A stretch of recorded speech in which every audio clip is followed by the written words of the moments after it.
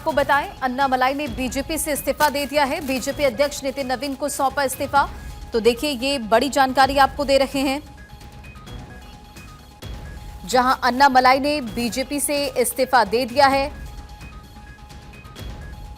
और आज आपको मालूम है कि उनकी मुलाकात होने वाली थी। और अब देखिए, ये बड़ी जानकारी है, जहां नितिन नवीन को सौंपा इस्तीफा, मुलाकात और उसके बाद उन्होंने इस्तीफा सौंप दिया है। तो तमिलनाडु से भाजपा नेता के अन्नामलाई भाजपा छोड़ सकते हैं, ऐसी पहली खबर सामने आ रही थी। अब ये अपडेट है कि बीजेपी से उन्होंने इस्तीफा दे दिया है।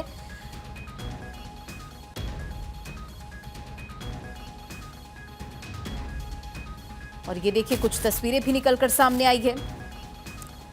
4 जून को अन्नामलाई के जन्मदिन से पहले उन्हें उनके गृह शहर की प्रमुख सड़कों और गलियों में कई पोस्टर्स भी लगे थे। और अदिति नागर इस खबर पर अधिक अपडेट के साथ जुड़ चुकी है, हमारी पॉलिटिकल एडिटर। अदिति, ये बड़ी जानकारी, अन्नामलाई ने बीजेपी से इस्तीफा दे दिया।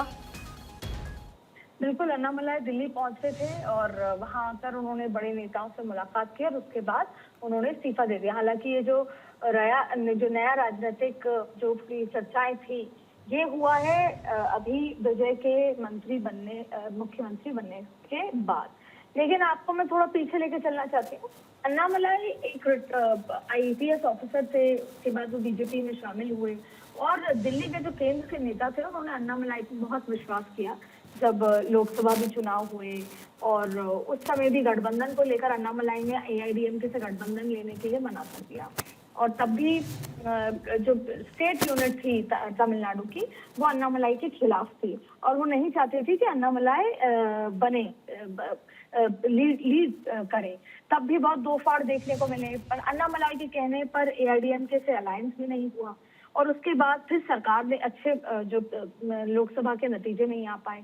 और कई बार एनालिसिस में आया कि अगर AIADMK से आप अलायंस कर लेते तो शायद नतीजे अच्छे होते।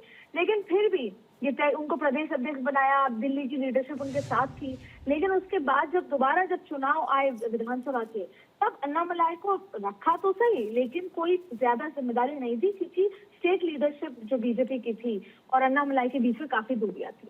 और अब अन्नामलाई के समर्थकों का ये मानना था कि जिस तरीके से विजय ने अपने दम पर पार्टी बनाई और आज चीफ मिनिस्टर बन गए, अन्नामलाई का कल्ट भी वैसा ही है। वो किसी और पार्टी के साथ रहेंगे, बीजेपी या AIADMK या DMK, तो कहीं ना कहीं उनका जो करिश्मा है, एक युवा करिश्मा, वो चला जाएगा।